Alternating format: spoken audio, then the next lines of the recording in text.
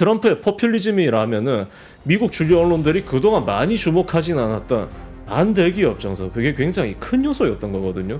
근데 그거를 민주당 같은 경우는 나름대로 꾸준히 활용을 하고 있습니다. 트럼프는 반대로 머스크 같은 사람들까지 전면에 내세우면서 고태여 민주당이 트럼프의 반노조 여론을 총체적으로 활용할 수 있게끔 스스로 길을 터주고 있다는 겁니다. 물론 그렇다고 해서 백인 노동자 다수가 하루아침에 여론을 바꿔서 해리스로 돌아가진 않을 겁니다.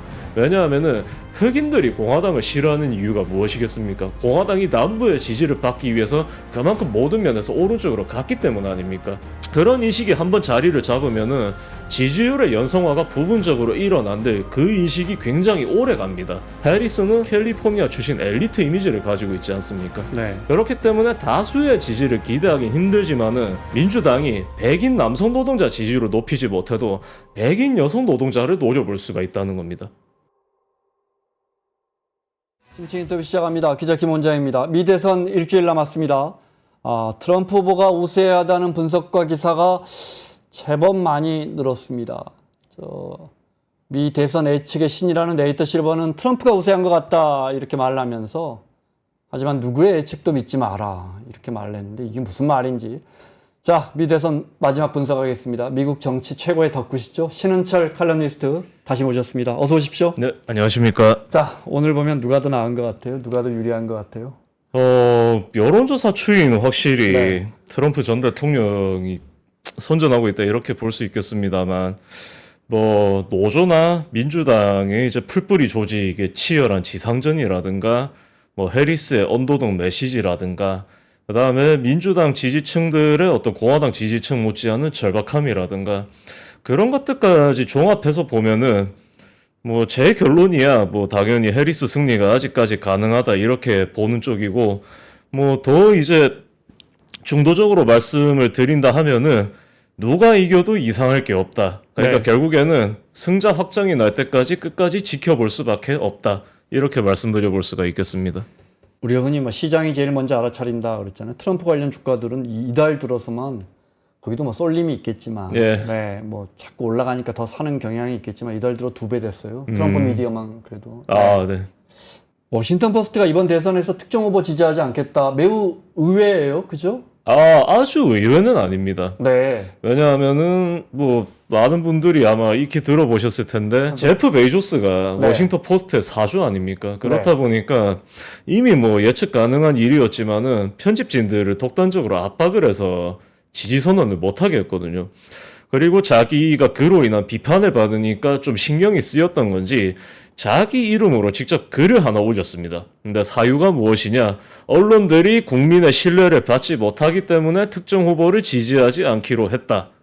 라고 하는데 말 자체가 틀리지 않았습니다. 워싱턴 포스트나 뉴욕 타임스, 월스트리트 저널을 필두로 미국의 주류 언론들이 특히 이제 도널드 트럼프 전 대통령을 적극 지지하는 것으로 유명한 여러 노동자들의 인망을 진작에 잃어버린 것은 맞습니다. 그런데 본인이 반노조 반노조 노선을 내세우고 있고, 그런 이미지로 인해서 수많은 노동자들의 반감을 사고 있으면서 해리스 지지 선언을 박으면서 기껏 제시한 게 언론에 대한 국민의 불신이라면은 누가 과연 그 말을 고지고대로 믿어줄 것인가? 베이조스의 이야기 하시는 거죠? 예. 네. 그 생각을 좀 해봤어야 하는데 너무 어리숙하지 않았나 싶습니다. 그래도 기업가인데 그것도 이 네. 시대에서 정말 손꼽히는 기업가 아닙니까? 네. 너무 좀 어리숙했던 이렇게 봅니다. 근데 뭔가 그런, 그러니까 빌 게이츠도, MS의 빌 게이츠도 굉장히 큰 돈을 기부했지만 그걸 드러내지 않으려 했다는 보도가 있었거든요. 근데 5천만 달러를 기부했고 네. 나중에 그게 사적으로 이제 밝혔다는 게 네. 또 기사로도 나왔고, 더 정확하게 보면은 제이미 다이먼, JP 모건 체이스 회장이 그 의사를 공개적으로 밝히지 않으려 했죠. 근데 그것도 며칠 전에 해리스에게 기부하고.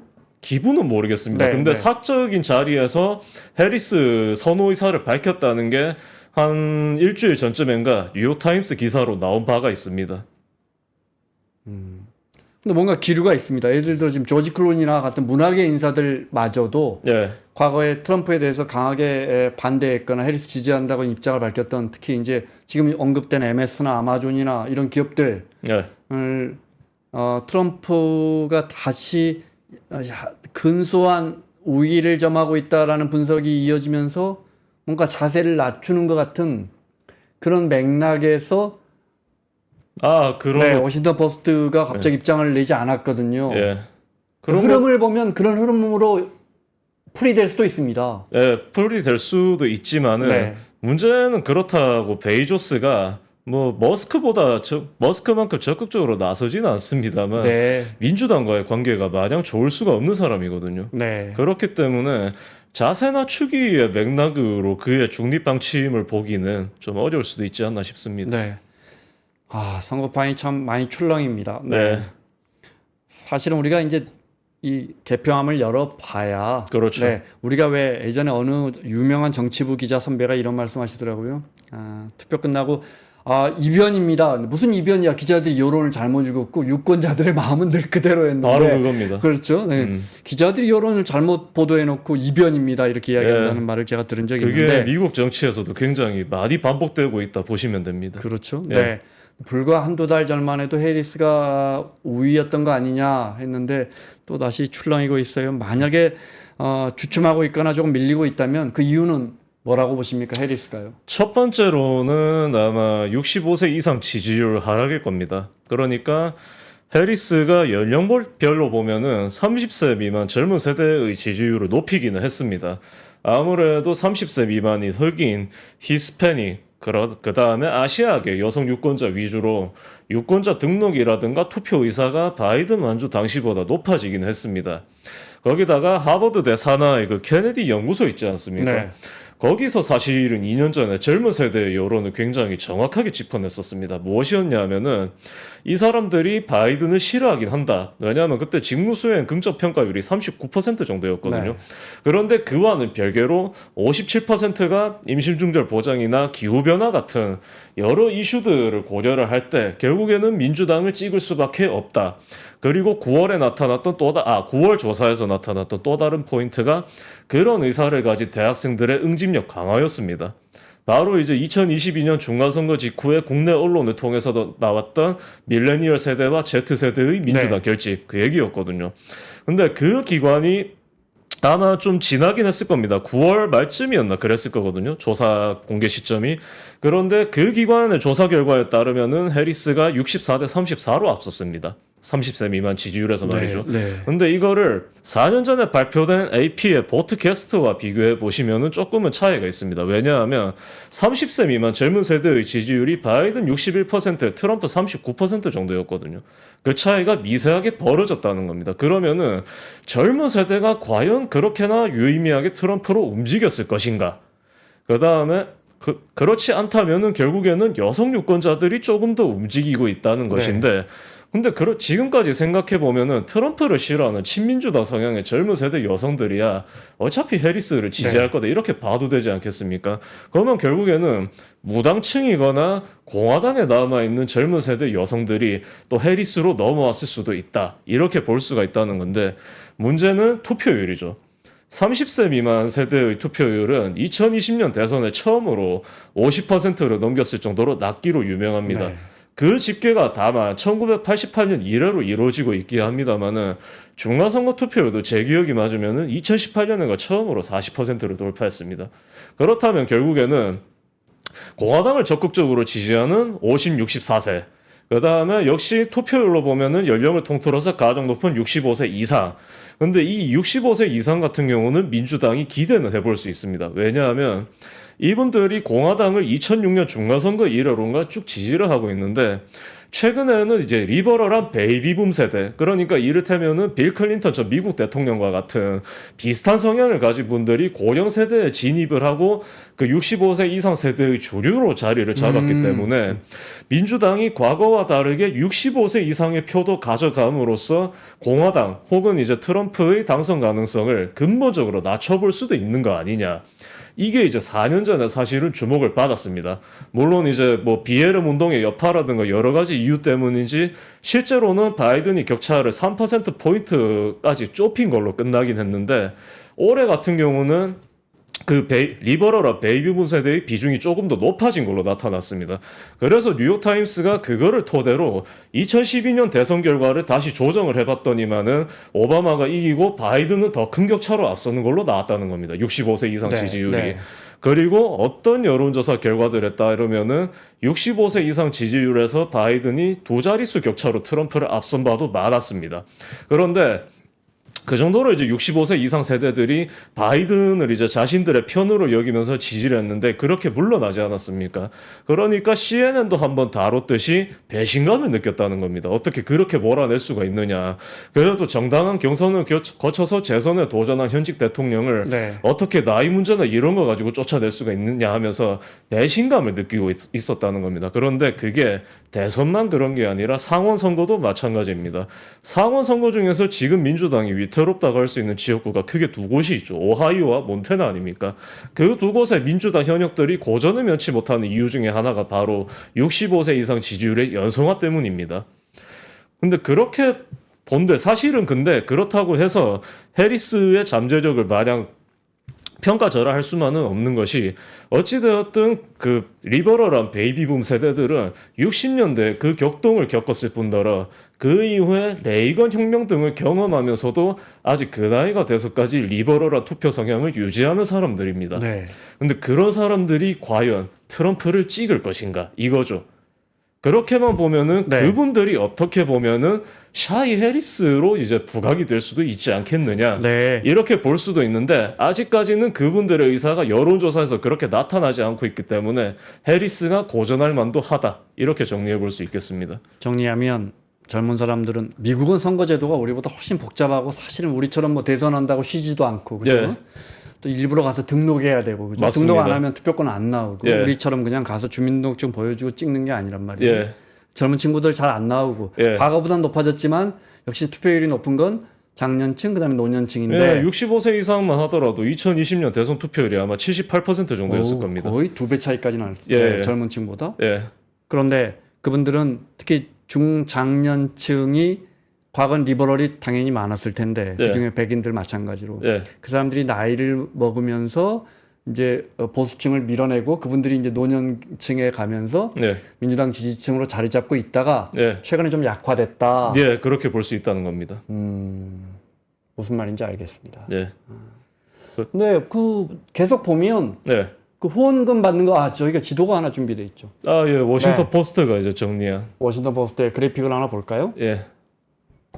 보면 설명을 직접 해주시겠어요? 저 파란색이 짙을수록 해리스가 더 많은 후원금을 받았다 이 말씀이시죠? 맞습니다. 빨간색이 짙을수록 도널드 트럼프 전 대통령이 더 많은 돈을 받았다. 네. 그리고 저거는 참고로 이제 요즘은 미국도 그 온라인 모금망이 굉장히 많이 발전했기 때문에 각 정당들이 온라인을 통해서 돈을 주로 많이 모읍니다. 특히 풀뿌리 지지층일수록. 그런데 보시면은 뭐 플로리다도 그렇고 노스캐롤라이나도 그렇고 조지아 같은 경우는 보시면은 애틀랜타 주변이 특히 버렇죠. 네. 애틀랜타 주변이 저렇게 파랗다는 것은 2017년 이래로 반트럼프 성향을 드러내면서 민주당을 찍고 있는 네. 바로 대졸 백인 여성들이 다시 결집을 하고 있다 이겁니다. 물론 흑인들도 그만큼 막대한 기부를 해리스한테 하고 있다는 것이고요. 그 아틀란타나 조지아 있는 데가 어떻게 보면 지금 이제 그 간격이에요, 그죠? 예. 배리어가 있는. 아, 네. 예, 예. 그런 네. 셈이죠. 예. 누가 봐도 후원금은 예. 이건 어떻게 해석해야 돼요? 여론은 트럼프가 조금 앞서는 것 같은데 예. 후원금은 해리스가 훨씬 더 많이 걷는다. 이건 어떻게 해석해야 돼요? 아, 저소득층의 트럼프 지지가 16년에 비해서는 약해졌을 가능성이 굉장히 큽니다.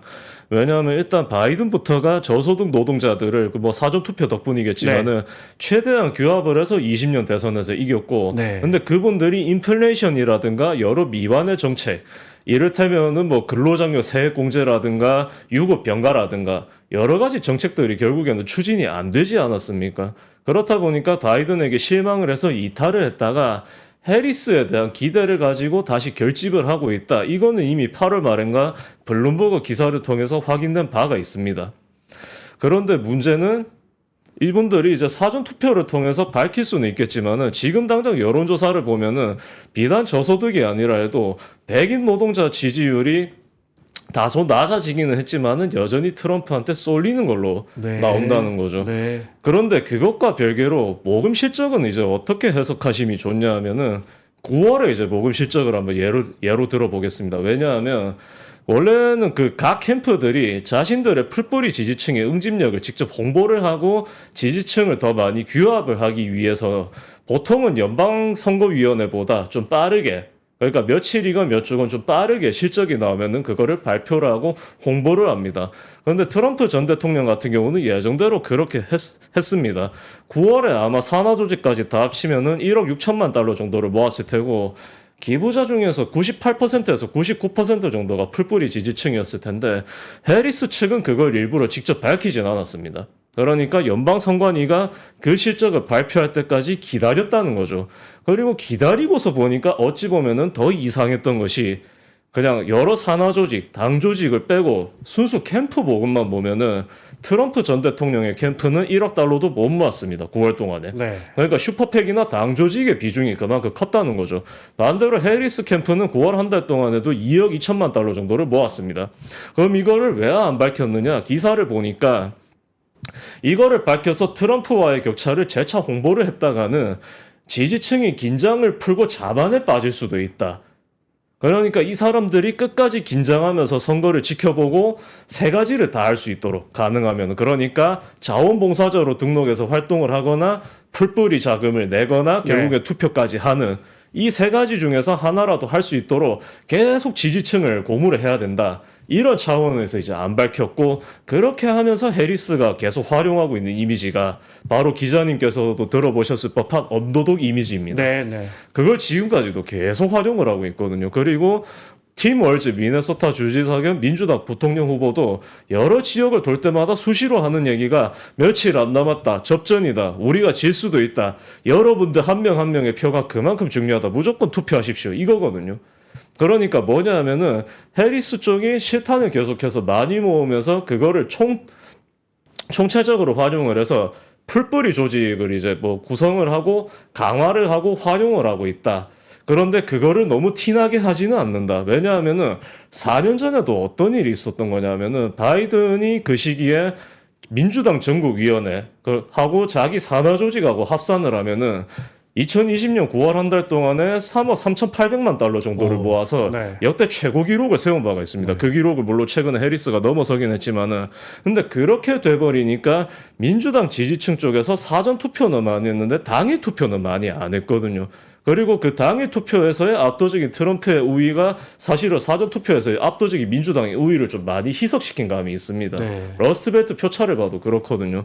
그렇기 때문에 민주당 쪽에서 좀 의도적으로 이렇게 풀뿌리든 뭐든 자금 실적을 일부러 홍보를 안 하고 있다. 이거를 좀 염두에 두셔야 됩니다. 사실 우리 정치도 언젠가부터 그랬거든요. 네. 총선이나 대선 앞두고 박빙의 승부가 이루어지면 여당 야당 할 것 없이 뭐 이겨도 아주 박빙이니까 반드시 투표하셔야 합니다. 예. 뭐 아니야 우리가 지고 있다 이런 이야기도 하고, 오히려 우리가 많이 앞서고 있다라고 이야기했던 정치인이 곤혹을 치르기도 하고, 예. 네, 같은 뭐 분위기인 것 같은데. 네, 비슷하다 보시면 됩니다. 네.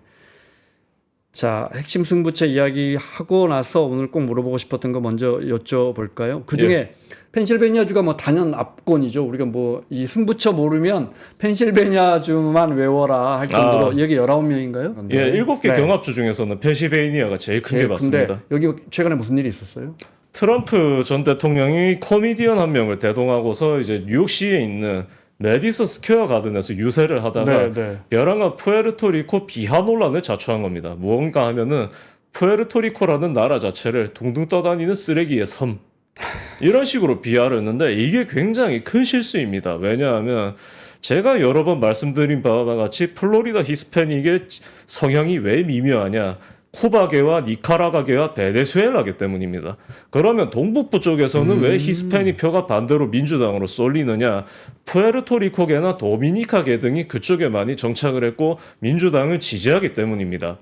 근데 펜실베이니아도 마찬가지인 게, 펜실베이니아는 러스트벨트여도 북동부에 속하지 않습니까? 네. 어떤 특징이 있냐면은 동쪽이랑 가운데 걸치는 쪽에도 몰락한 철강 혹은 강철 도시가 두 군데 있습니다. 리딩과 앨런타운이란 곳인데 그 두 도시가 최근에 이제 화제를 모았던 오하이오의 도시 있죠. 스프링필드.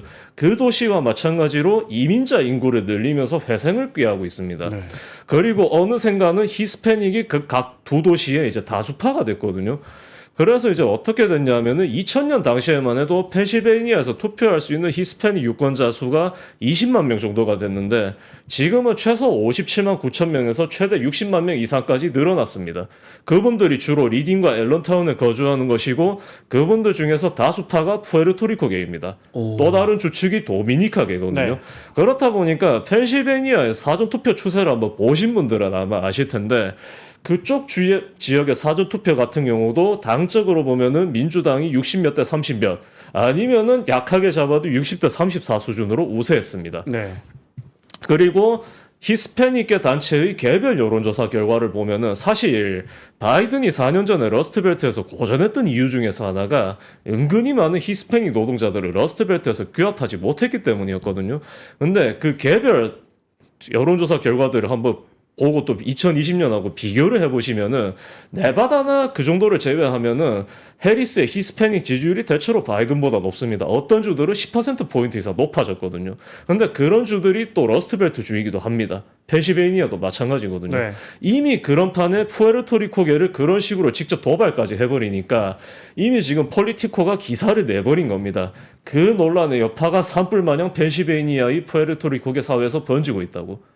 근데 이 불길이 동북부의 다른 주에서도 그러니까 번질 겁니다. 만약에 기사화되면 그게 비단 펜실베니아의 문제겠습니까? 동부나 예. 내지는 전 50개 주의 히스패닉에게 요만큼이라도 영향을 주겠죠. 그렇죠. 그렇게 이제 보셔도 되는 것이 네. 네바다나 애리조나, 미시간, 위스콘신 이런 다른 경합주들에서도 푸에르토리코 인구가 그래도 몇만 명을 좋게 됩니다. 네. 또 어떤 문제가 있냐면은 사실 이게 트럼프 전 대통령이 알렉산드리아 오카시오 코르테스 하원 의원한테 문자 그대로 날개를 달아준 겁니다. 그러니까 4년 전 같으면은 반이스라엘이라든가 급진좌파 이미지라든가 여러 이미지를 이용을 해서 AOC의 이제 발목을 붙잡아 볼 수가 있었는데 지금은 AOC가 자신이 푸에르토리코계라는 점을 이용을 해서 리딩과 앨런타운을 정말 수시로 방문하고 있습니다. 네. 샌더스와 같이 간다든가 페터먼과 동행한다든가 하는 식으로 수시로 가면서 투표를 독려하고 트럼프를 직접 비판을 하고 지지층을 고무하고 있거든요.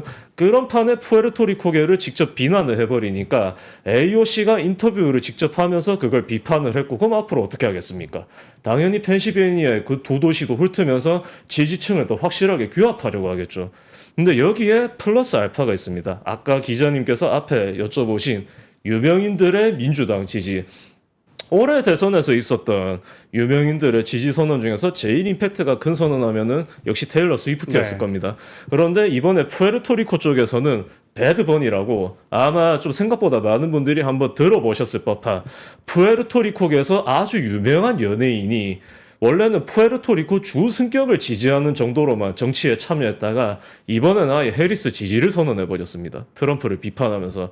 근데 이 사람은 남성이거니와 WWE의 프리미엄 라이브 이벤트가 고국에서 개최되었을 때 등장해서 인기몰이를 했을 정도로 이미 엄청난 유명세를 얻고 있는 양반이거든요. 네. 그러면은 이 사람이 푸에르토리코계뿐만 아니라 그동안 트럼프의 수많은 차별 비하 발언을 들어왔던 다른 중남미 혹은 카리브해 국가 이민자들도 설득을 해볼 수 있지 않겠느냐. 그런 맥락에서 보면은 자칫하면 애리조나, 네바다, 심지어는 조지아 쪽도 위험해질 수가 있다는 겁니다. 무슨 말씀인지 알겠습니다. 근데 사실 트럼프 대통령의 입은 늘 예. 우리가 상상하는 것 이상의 사고를 치지만 예. 그동안 그의 지지율은 이것 가지고 사실 요동은커녕 꿈쩍도 안 한 게 그동안의 사실이거든요. 예, 근데 그게 가능했던 이유가 네. 바로 보호무역입니다.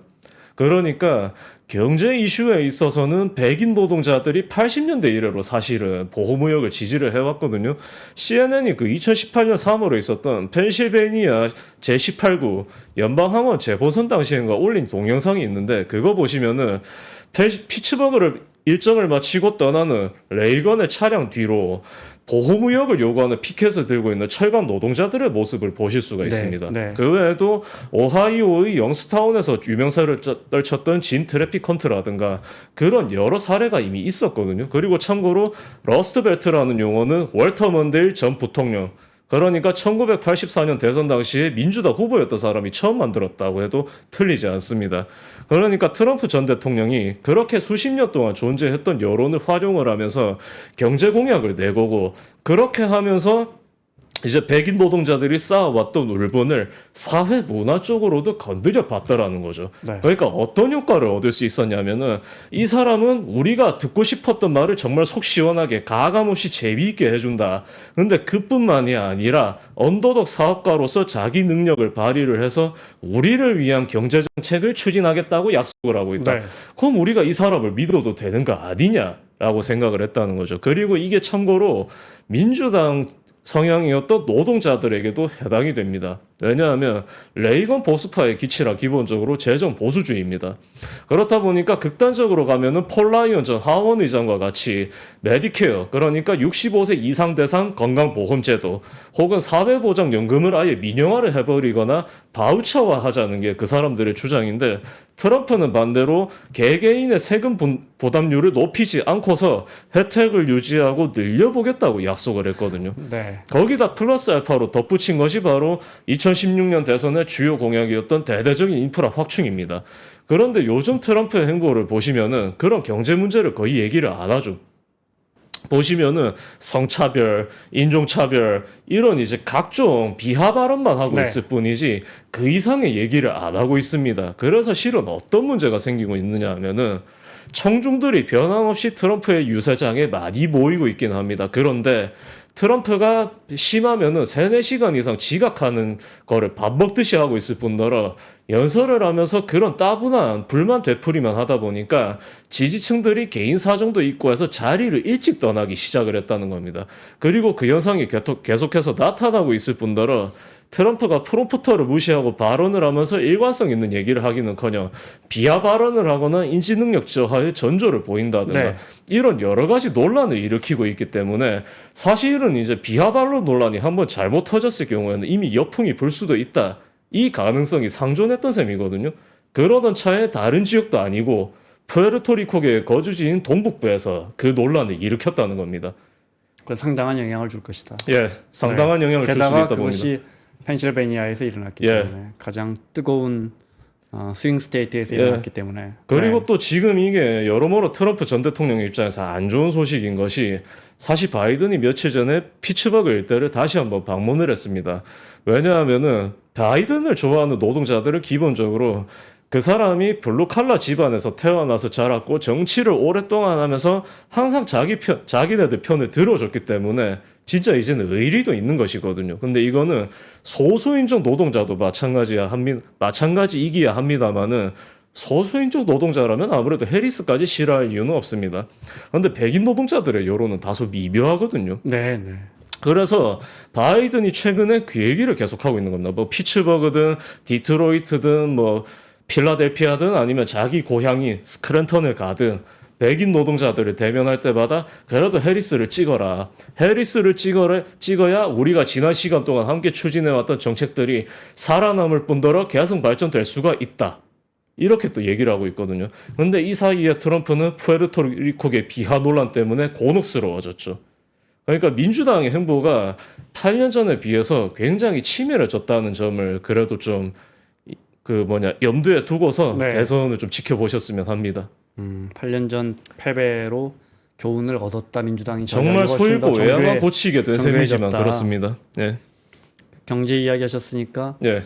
제가 읽은 칼럼 중에 미국 칼럼을 인용한 건데 네. 아마 워싱턴 포스트였던 것 같은데 그러니까 왜 아직도 트럼프의 지지가 확고부동한가? 이제 우리가 인플레는 바이든에게 불리한 건 다 알고 있었지 않습니까? 예. 그런데 다른 정책적인 성공, 성장률이라든지 성장률이 사실 우리한테 안 느껴지잖아요. 그렇죠. 여러 정책적인 것들, 예를 들어 사실 바이든 행정부가 정말 저렇게 풀어도 되냐 할 만큼 재정을 많이 풀었고 그게 국민들에게 직접 뭐 현금으로 지급되기까지 했는데 예. 또 일자리 같은 거 예. 국민들에게 정말 통계적으로는 뭐 상상할 수 없는 정도로 실업률이 완전 고용에 이르렀고 예, 예. 하지만 이런 거는 안 느껴지고 내 아들이 취직 잘 되는 건 그렇죠. 어느 사람이 야 이건 대통령이 잘했기 때문에 우리 아들이 취직을 이번에 누가 이렇게 생각합니까? 우리 아들이 참 열심히 일하고 성실하 예를 들어 내가 이렇게 해서 정부 보조금을 받았다 이거 당연히 이렇게 생각하는데 예. 인플레이션은 내가 슈퍼 갔는데 이거 너무 비싸. 예. 그럼 이거 누가 이게 내 잘못이나 아니면 내가 고용이 잘 됐기 때문이고 기업들이 투자를 많이 했기 때문에 이 정도의 인플레이션은 당연한 거야. 누가 이렇게 생각합니까? 인플레이션은 이런 바이든 또 기름 넣으러 가는데 기름가 엄청 올랐잖아요. 이런 바이든 저는 그 워싱턴 포스트의 그 분석이 너무 와닿더라고요. 아, 예. 뭐 틀린 말은 네. 아닙니다. 실제로도 그게 바이든을 참 많이 괴롭혔죠. 우크라이나 전쟁과 더불어서. 하지만 그렇다 손 쳐도 2022년 중간선거 출구조사 결과를 보시면은 바이든 직무수행 긍정평가가 당시에도 45%였습니다. 그리고 직무수행을 다소 부정적으로 평가하는 유권자의 공화당 민주당 지지율이 네. 거의 50대 50으로 갈리기도 했습니다. 그러니까 인플레이션 이슈를 무작정 바이든한테 불리하게만 보기에는 2022년 당시에도 입이 어려웠다는 거죠. 그리고 미국 유가도 결국에는 자동차 협회가 밝히는 거 기본적으로 50개 주와 DC 가격의 평균 가격이 아니겠습니까? 그럼 어떤 함정이 있느냐? 캘리포니아나 뉴욕 혹은 이제 하와이처럼 유가가 전국보다 유달리 비싼 지역들의 가격도 반영이 되는 것이고 그런 지역들의 가격이 반영이 되면은 그만큼 평균 가격도 올라갈 수밖에 없습니다. 근데 그 문제가 네바다에서도 존재를 했거든요. 네바다의 가격은 지금은 조금은 안정이 됐습니다만 근데 캘리포니아 같은 경우도 유정 정비라든가 이런 걸 그래도 제때 하고 있기 때문에 지금은 뭐 디젤 가격도 그렇고 확실히 유가 자체는 그래도 2년 전에 비하면은 많이 안정이 되었습니다. 그렇다 보니까 사실은 주류 언론들도 유가 얘기를 그렇게 많이 하진 않고 있죠. 2년 전에 비해서.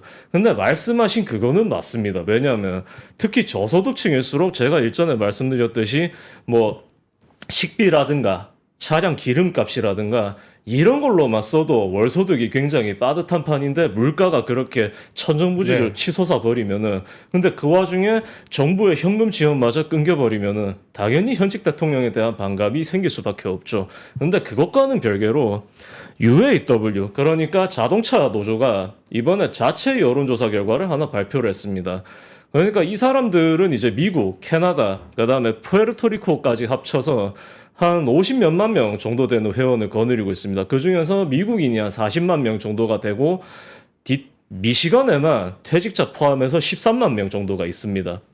근데 이제 이 사람들이 해리스 지지로 이제 선회한 이래로 그런 이제 노조 가정들을 가가호호 방문을 한 겁니다. 네. 그러니까 지상전을 하면서 무엇을 했느냐 하면은 단순히 트럼프는 안 된다 이런 피상적인 얘기만 한 게 아니라 해리스의 여러 경제 정책을 얘기를 한 겁니다. 주택 공급 확대라든가 자녀세 공제라든가 유급 병가라든가 그리고 또 사실 바이든이 2020년에 공약을 했지만은 안 한 게 하나 있습니다.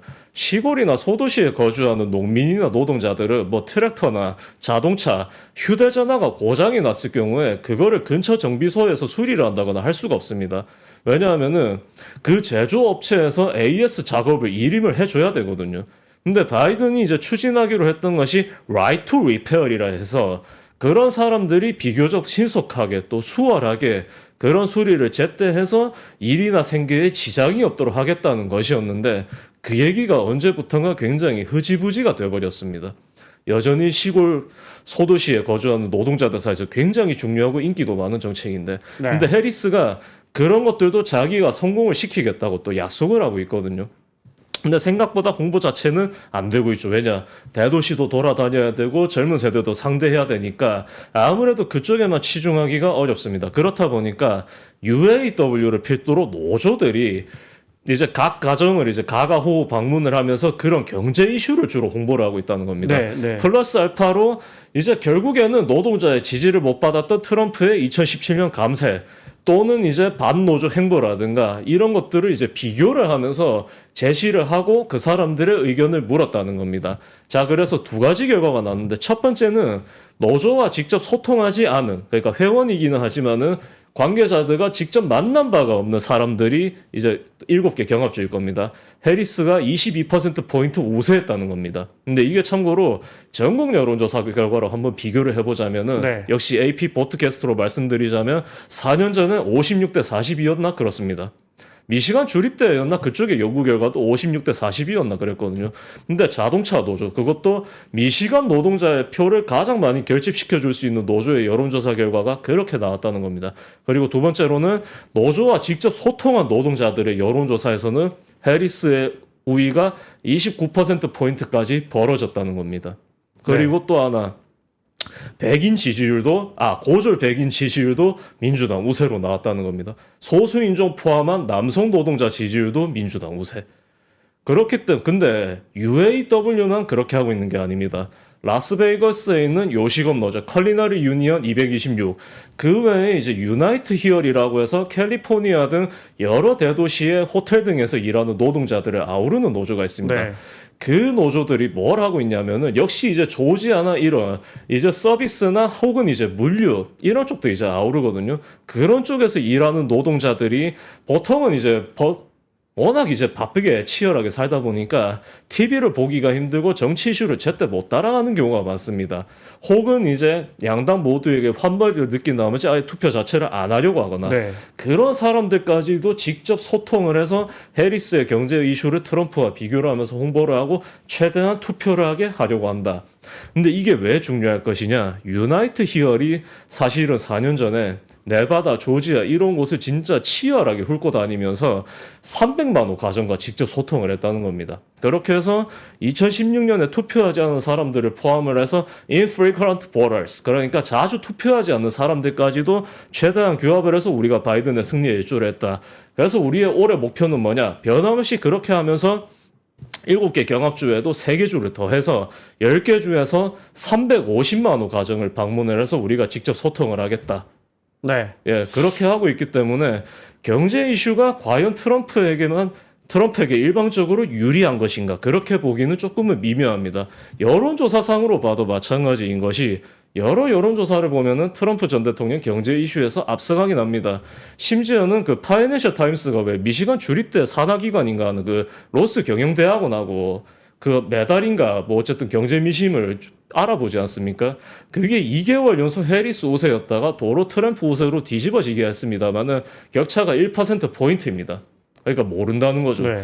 그리고 플러스 알파로 이코노미스트가 어떤 기사를 냈느냐면은 미국인들이 조금씩 경기 회복을 체감하기 시작했다.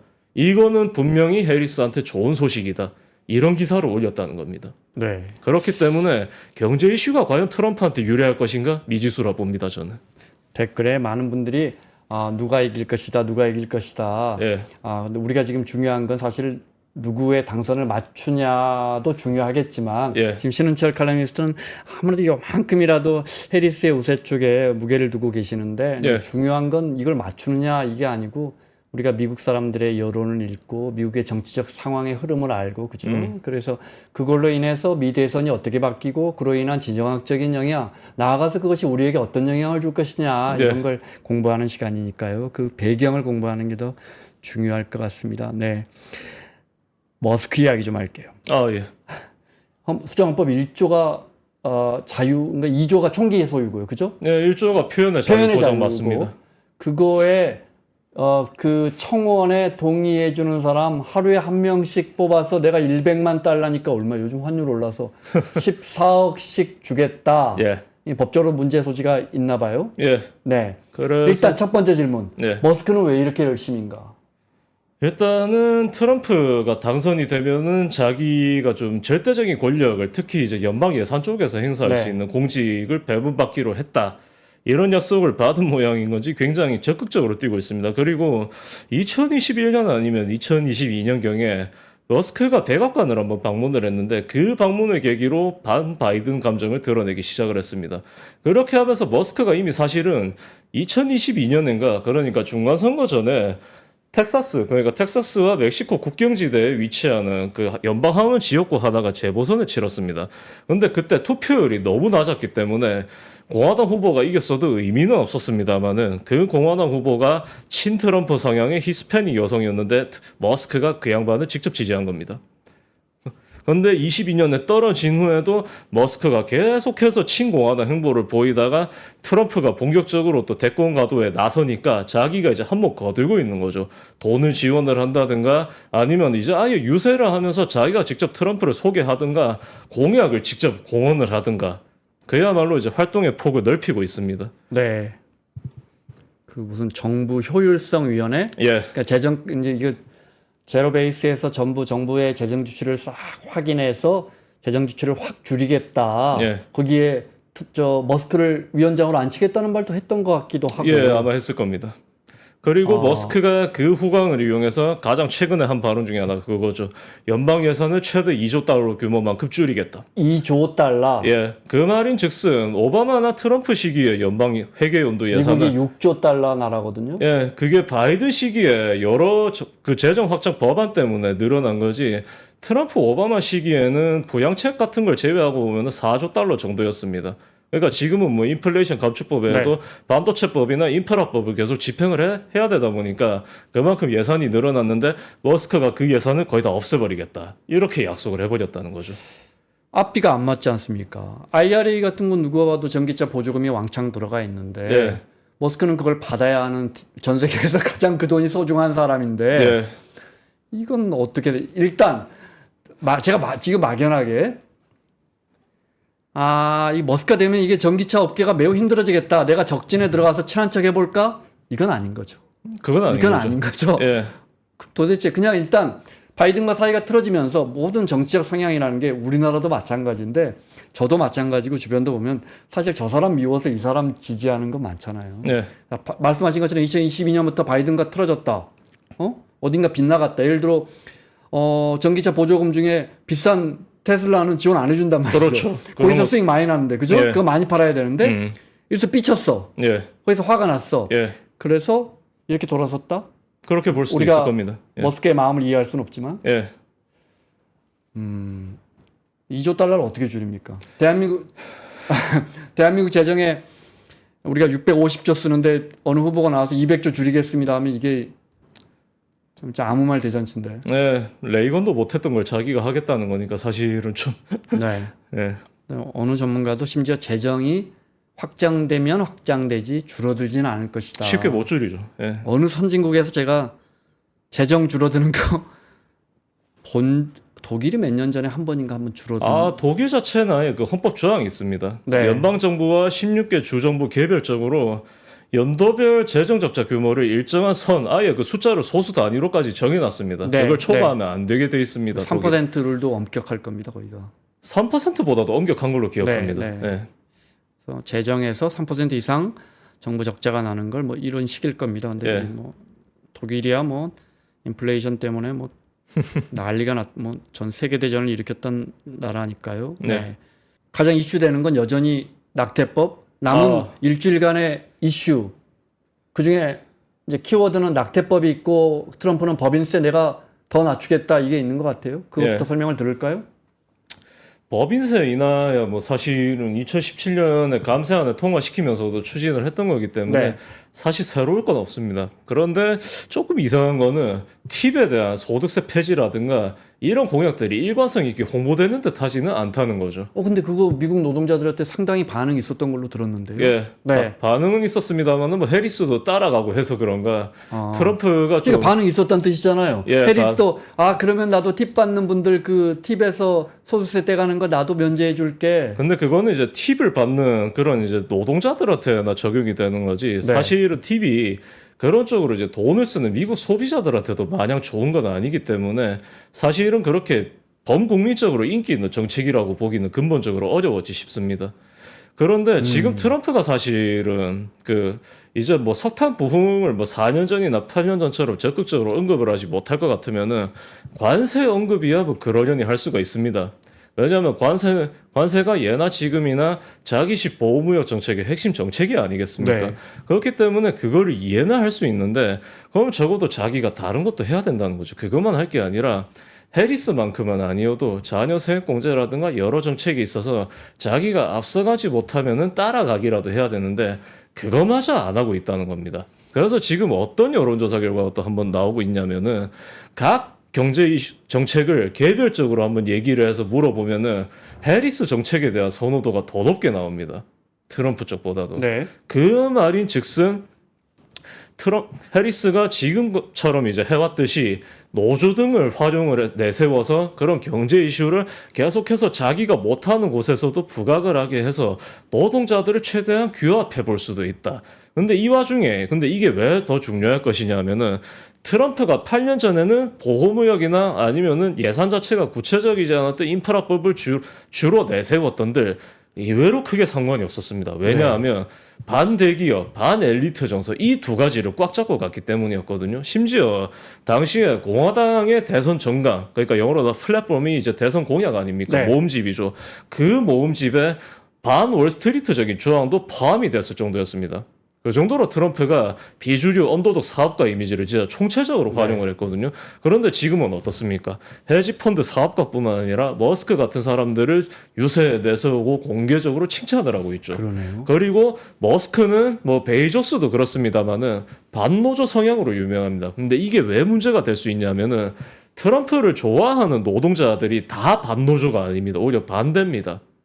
엘라베마 남부행가 거주하는 탄광 노동자들이 노조 결성을 지지하게 되었을 정도로 트럼프의 영향을 받은 남부 노동자 상당수가 노조 결성을 더 적극적으로 지지를 합니다. 물론 그렇다고 민주당을 좋아하진 않습니다. 그러니까 그 정도로 사실은 트럼프의 포퓰리즘이라면은 결국에는 미국 주류 언론들이 그동안 많이 주목하진 않았던 반대기업 정서, 그게 굉장히 큰 요소였던 거거든요. 근데 그거를 민주당 같은 경우는 나름대로 꾸준히 활용을 하고 있습니다. 뭐 법인세 인상이라든가 뭐 바이든보다 조금 완화되긴 했습니다만은 어쨌든 뭐 코인 산업을 100% 지지하진 않죠. 네. 해리스 쪽이. 그런 게 있는데 트럼프는 반대로 머스크 같은 사람들까지 전면에 내세우면서 구태여 민주당이 트럼프의 반노조 여론을 총체적으로 활용할 수 있게끔 스스로 길을 터주고 있다는 겁니다. 트럼프가. 물론 그렇다고 해서 백인 노동자 다수가 하루아침에 여론을 바꿔서 해리스로 돌아가진 않을 겁니다. 왜냐하면은 흑인들이 공화당을 싫어하는 이유가 무엇이겠습니까? 공화당이 남부의 지지를 받기 위해서 그만큼 모든 면에서 오른쪽으로 갔기 때문 아닙니까? 백인 일색의 정당이 되면서. 네. 그런 인식이 한번 자리를 잡으면은 지지율의 연성화가 부분적으로 일어난데 그 인식이 굉장히 오래 갑니다. 미국도 결국에는 사람 사는 곳이다 보니까 백인 노동자들 같은 경우는 1968년 이래로 인종 폭동을 경험하고서 대도시를 떠난 분들이 굉장히 많습니다. 이를테면은 디트로이트의 교회 지역이고 레이건 민주당원, 그러니까 UAW 소속 노조 노동자이고 민주당을 계속 지지했고 알고 보면은 1960년 대선 당시에 존 F 케네디 전 대통령의 대선 당선에 굉장히 큰 공을 세운 노동자들이 있는데 이 사람들이 67년 폭동을 경험하면서 메컴 카운티라고 디트로이트 우측에 있는 교회에 정착을 한 겁니다. 그리고 68년부터 서서히 공화당 후보를 조금씩은 지지하기 시작을 했고 80년대가 되면서는 공화당 주지사까지 지지를 하면서 레이건으로 넘어갔다는 겁니다. 네. 그렇기 때문에 그 사람들이 여러분들께서도 한 번쯤 기사로 보셨을 법한 레이건파 민주당원, 그러니까 스윙버터인 백인 노동자의 대명사가 되었거든요. 그런 게 있기 때문에 백인 노동자들이 쉽게 넘어오지 못할 겁니다. 어쨌든 해리스는 여성인 건 그렇다 쳐도 소수인종입니다. 그리고 어쨌거나 캘리포니아 출신 엘리트 이미지를 가지고 있지 않습니까? 네. 그렇기 때문에 다수의 지지를 기대하긴 힘들지만은 문제는 민주당이 백인 남성 노동자 지지율을 높이지 못해도 백인 여성 노동자를 노려볼 수가 있다는 겁니다. 왜냐, 그 점에서 기자님께서 말씀하신 임신중재 보장 이슈도 중요합니다. 왜냐하면 2022년 이래로 임신중재 보장 이슈가 어떤 추세를 하나 만들어내고 있냐면은 재보선을 치러보면은 승패를 떠나서, 그러니까 지역구의 위치, 성향 등에 상관이 없이 민주당 지지층이 굉장히 꾸준히 결집하고 있습니다. 대도시 근교일수록 또 그런 성향이 두드러지고 있거든요. 물론 소수인종도 마찬가지이긴 합니다만, 그리고 플러스 알파로 민주당 계열이긴 합니다만 여러 언론 기관들이 그 유권자 데이터라든가 선거 분석을 할 때 요긴하게 참고하는 캐털리스트라는 선거 정보 업체가 있습니다. 여기가 이제 22년 중간선거 데이터를 정리를 하고서 포인트를 정리했는데 그걸 워싱턴 포스트가 인용했습니다. 하나 포인트가 뭐였냐면은 6개 경합주. 그러니까 당시에는 노스캐롤라이나를 뺀 네. 애리조나, 조지아, 네바다, 미시간, 펜실베니아, 위스콘신 이 지역의 백인 여성 블루칼라 노동자의 민주당 지지율이 45%를 기록했다는 겁니다. 근데 이게 캐털리스트의 조사에 따르면은 2020년 대선 대비 5%포인트 상승한 것이었고 AP의 보트캐스트와 비교해봐도 대동소이합니다. 6%포인트 상승이거든요. 그리고 이 사람들이 더 결집을 하고 있는 것인지 백인 여성의 지지율 자체가 잘못하면은 50대 50까지도 좁혀질 수도 있다. 이제는 이런 얘기도 조금씩은 나오고 있는 판입니다. 이게 왜 중요한가 하면은 여성 중에서도 백인 여성이 공화당의 핵심 지지층입니다. 바이든이 이 사람들을 확실하게 잡지 못했기 때문에 2020년 대선 당시에 여론조사 대비 굉장히 고전했거든요. 그리고 역대 이제 그 대선 사후 조사를 한번 정리를 해봤더니만은 네. 2012년 대선 당시에 밋 롬니 공화당 후보만 하더라도 제 기억이 맞으면은 백인 여성 지지율에서 7%포인트 차이론가 우세했습니다. 근데 그게 1%포인트까지 좁혀졌다는 겁니다. 그 이유 중에 큰 이유가 임신 중절 보장인 거죠. 낙태 이슈다. 네. 트럼프의 이제 여러 행보에 대한 우려도 있고 그리고 물론 다만 연령별로 보자면은 또 어떤 게 있냐면은 자 트럼프가 복지제도에 대해서 주류 보수파와 다른 태도를 보임으로써 백인 노동자를 잡았다고 말씀을 드렸습니다. 그런데 그렇게 따지면은 트럼프가 결국에는 중장년 표심도 잡고 갈 수 있지 않겠습니까? 아닐 수도 있다는 겁니다. 미국 퇴직자 협회가 있지 않습니까? AARP 레이건 시기엔가 퇴직 연령 상향 조정 시도를 저지한 그 단체가 있죠. 그 단체가 이제 자체 여론조사 결과를 실시를 하는데 신뢰성을 나름대로 좋게 볼 수가 있는 것이 공화당과 민주당의 전문가 한 명씩을 불러서 여론조사를 실시를 하게 합니다. 그 중에서 하나가 이제 며칠 전에 발표가 되었는데 50세 이상 여성의 여론이 3월인가 4월 당시에는 바이든의 플러스 3이었는데 지금은 해리스의 12%포인트 우세까지 벌어졌다는 겁니다.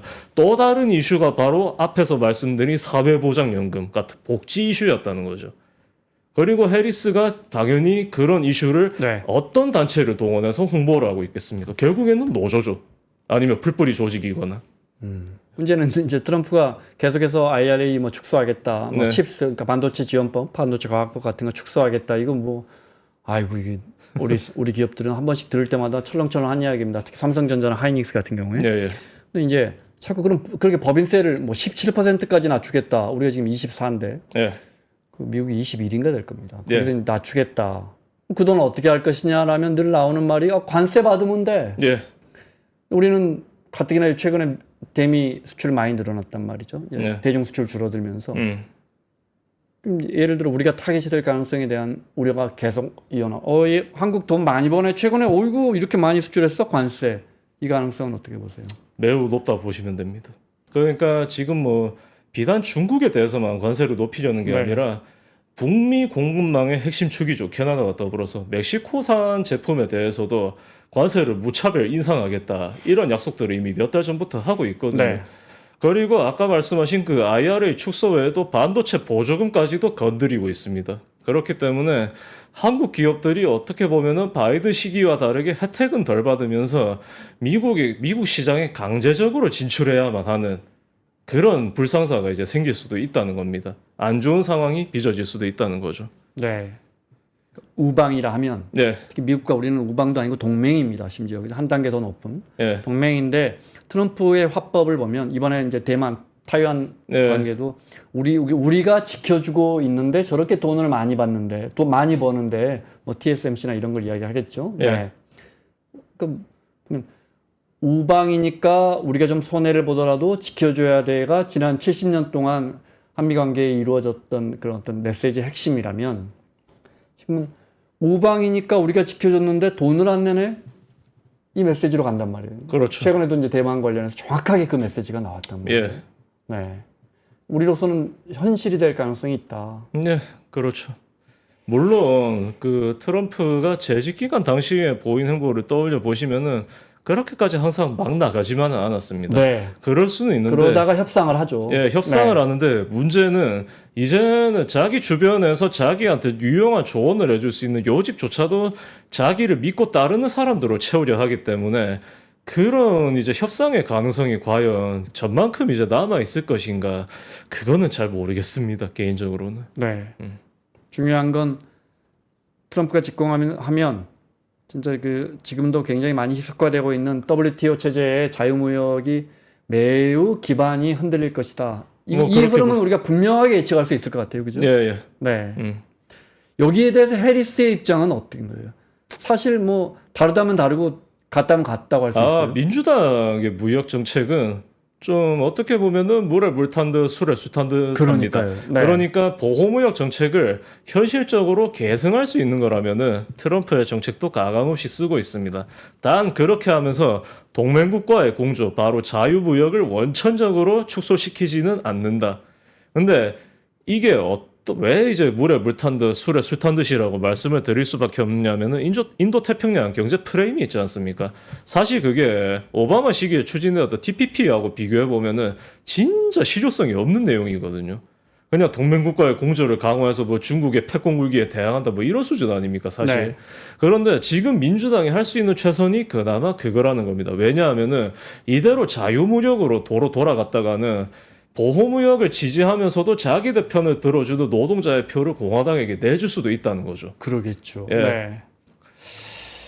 알겠습니다. 마무리를 해야겠습니다. 11월 5일에 미 대선입니다. 전 세계가 주목하고 있고 미 대선이야 뭐 당연히 전 세계가 주목하는데 이번엔 정말 박빙이고 예. 그 대선 이후에 바뀔 전 세계 어떤 글로벌 정세가 워낙 파도치고 있기 때문에 더 관심이 집중될 것 같은데 예. 그러면 개표를 하고 예. 우리처럼 밤에 나오는 게 아니잖아요. 예. 언제쯤 누가 됐다 이거 알 수 있어요. 이번에는 그 우편 투표 대기 시간 자체가 굉장히 많이 축소된 걸 보아하니까 네. 아마 당선자 발표가 4년 전보다는 빠르게 나올 수도 있습니다. 그러면 대충 하루 이틀? 예, 그 정도에 나올 수도 있고 펜실베이니아의 뭐 준비나 그런 걸 보면은 네. 아마 수요일 당일에 바로 나올 수도 있고 그렇습니다. 스윙 스테이트 몇 곳 나오는 거 보면 예. 큰 흐름은 알 수 있겠다. 바로 예. 당일날. 그렇죠. 왜냐하면은 오하이오나 우편 투표 위스콘신이나 예. 펜실베이니아나 예, 뭐 오하이오는 뭐 스윙 스테이트로 보기는 어렵습니다만은. 네, 예. 아이오와죠. 제가 헷갈렸습니다. 아이오와는 그 주목해 보셔야 되는 것이 네. 아이오와에 참고로 거의 모든 미국의 여론조사 결과를 뛰어넘는 분이 한 분 있습니다. 네. 제이 앤 셀저 박사라고 네. 이분의 4년 전 최종 여론조사 결과를 한번 말씀을 드리자면은 네. 트럼프와 이제 현직 상원 의원인 조니 언스트의 낙승 플러스 알파로 공화당의 연방하원 4석 중에서 3석 확보였습니다. 다 적중했습니다. 격차 같은 경우도 편차가 그렇게 크지 않았거든요. 그리고 올해 같은 경우도 아이오와 코커스 직전에 네. 최종 여론조사 결과를 발표했는데 트럼프의 지지율 50% 돌파, 그러니까 압승 전망이었고 그게 적중을 했습니다. 근데 이분이 아직 최종 여론조사 결과를 발표를 하진 않았습니다만 아마 지금 한창 실시를 하고 있을 듯한데 6월 여론조사와 9월 여론조사를 한번 비교를 해보시면은 6월 같은 경우는 트럼프 50%에 바이든 32%였습니다. 어마어마한 격차였죠. 근데 그게 9월 들어서 47대 43까지 그러니까 네. 4%포인트 트럼프 우세까지 확 좁혀진 겁니다. 그게 심지어는 대도시 근교에 거주하는 여성 등이 완전히 규합하진 않은 듯한데도 그렇게 나왔다는 거죠. 근데 이게 왜 중요한가? 아이오와는 콘벨트의 핵심 축 아닙니까? 중서부주에서도 농민과 노동자의 인구 비율이 그만큼 높다는 겁니다. 네. 그리고 이 사람들은 트럼프의 핵심 지지층이죠. 보호무역 정책에 열광하는. 그런데 그 사람들의 여론이 만에하나 그러니까 셀저 박사의 최종 여론조사 결과에 따르면은 트럼프가 앞서긴 하겠지만 그러니까 아이오와를 지키겠지만 그 표차가 20년보다 좁혀진다. 아이오와에서 그런 일이 일어날 것 같으면은 미시간이나 펜실베이니아나 위스콘신은 어떻겠느냐 이거죠. 그래서 그분의 최종 여론조사 결과는 기다려 보심이 좋습니다. 알겠습니다. 네. 마무리하겠습니다. 댓글창에 JUI 쓰시네요. JUI. 나폴레옹 리님이 이분 참으로 해박하시네. 저는 도대체 그 많은 사람들의 이름을 어떻게 기억하시는지 너무 뵐 때마다 신기해요. 자, 미국 덕후 중에 덕후시죠. 신은철 칼럼니스트와 함께 미국 대선 마지막으로 점검해 봤습니다. 고맙습니다. 예, 수고하셨습니다. 무려 6,000명이 넘는 어른들이 모여 세상의 변화를 읽으며 기회를 모색했던 그곳 위즈덤 칼리지가 교보문고와 함께 돌아왔습니다.